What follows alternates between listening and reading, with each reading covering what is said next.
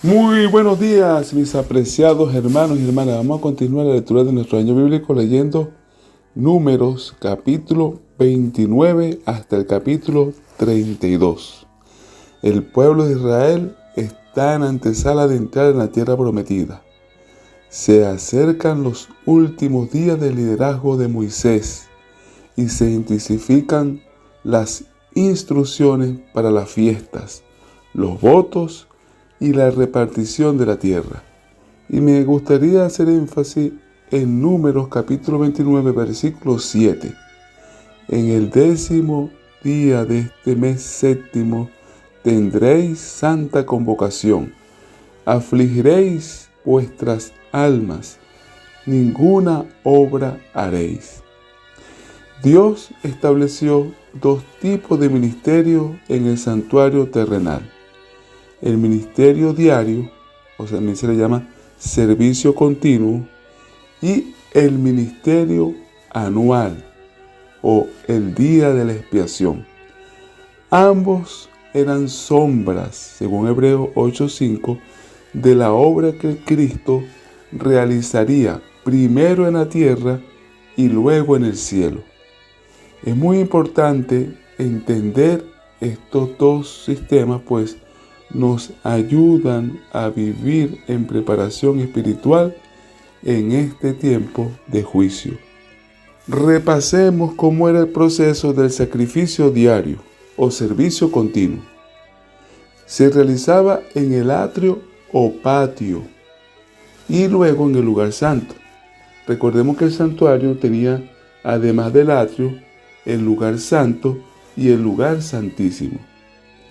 La persona o el pecador traía su sacrificio y el sacerdote oficiaba.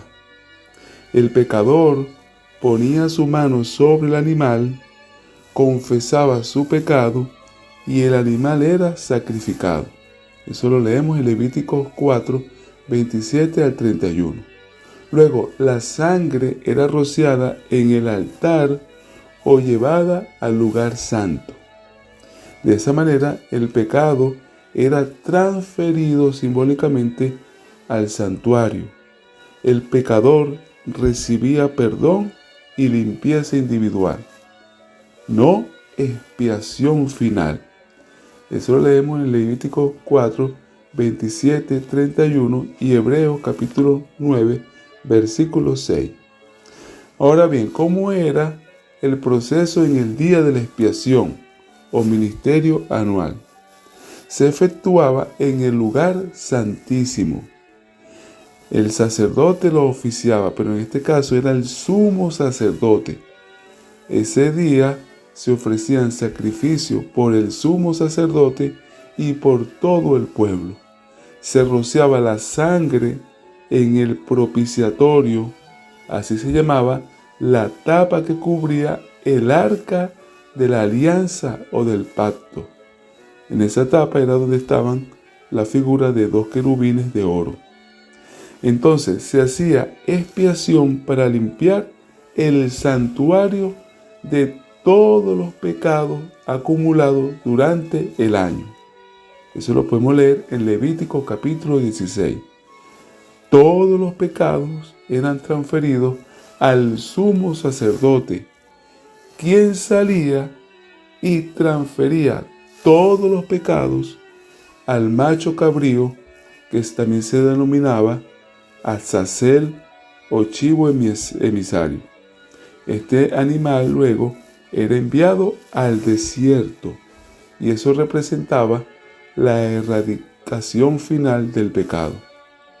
Entonces, de esa manera, el santuario era purificado totalmente. Se hacía un juicio corporativo de Israel. Era borrón y cuenta nueva del registro de pecados del año. Esa explicación la podemos leer, además de Levítico 16, en Hebreos capítulo 9, versículos 1 al 7. Recuerden que todos estos procesos eran una parábola del plan de la salvación. Cuando Cristo murió en la cruz, fue el Cordero que fue sacrificado en ese servicio diario. y nos da un perdón, el perdón personal. Luego Cristo sube al santuario y actúa como nuestro sacerdote. Y en este momento está como sumo sacerdote en el día de la expiación. Según las profecías bíblicas, ese día de la expiación comenzó en el año 1844. Desde esa época se está efectuando el juicio investigador.